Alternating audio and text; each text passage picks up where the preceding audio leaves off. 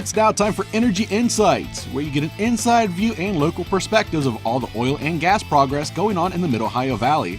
This program is being brought to you by the Southeastern Ohio Oil and Gas Association and can be heard every Saturday at 9 a.m. on local radio WMOA AM 1490 and ESPN radio WJAW FM 100.9 and AM 630. It's now time for the show. Here's Johnny Wharf, your local host. Johnny Wharf on a Saturday morning. Energy Insights is the program brought to you each and every Saturday by the Southeastern Ohio Oil and Gas Association. We're pleased to be joined once again by Matt Lupardus. He is Vice President of HG Energy. And Matt, welcome to the program. I guess I'll jump right into it. As listeners, you know, I think the big talk is about how we had this big uptick in the oil and gas industry, and then we saw it die off, and then, you know, you see hotels up and activity and white trucks, I think people like to say, and now it feels like it's coming back a little bit, so maybe you can speak to that. Yeah, it's great. We're seeing it come back in many ways. It's interesting that the initial reasons that folks moved into Ohio for developing the shale was for the natural gas liquids and the condensate and oil production. Well, those wells are not quite as prolific as the dry gas wells, so people tended to shift towards the river to the east, Belmont County, Monroe County, when oil and NGL prices collapsed. What a lot of people don't realize is the NGLs, the natural gas liquids, that get stripped out of the gas, were actually the backbone for a lot of the economics for the folks that came to Ohio. When they came to Noble County and Guernsey and Harrison, a lot of those were based on the good pricing of natural gas liquids. But what happened when the downturn happened was natural gas liquid prices actually dropped even more than oil and natural gas.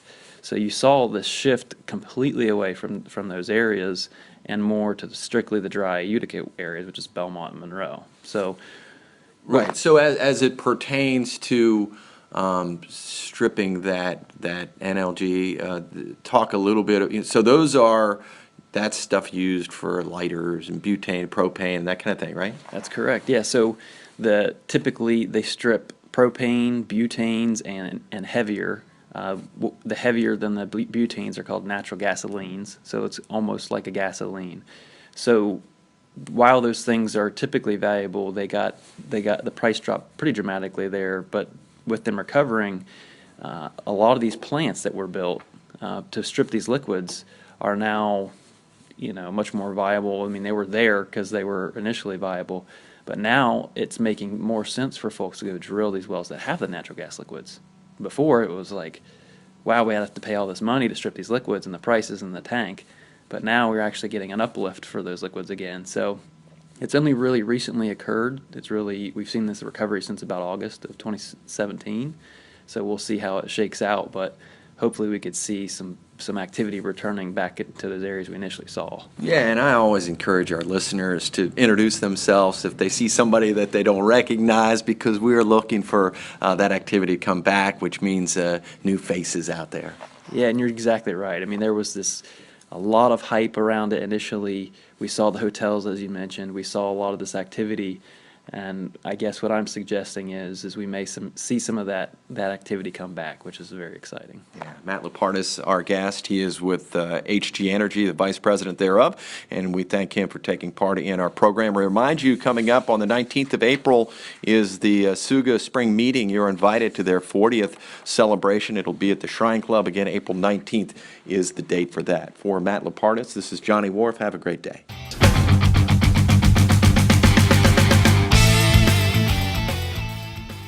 Thank you for listening to Energy Insights, brought to you by the Southeastern Ohio Oil and Gas Association.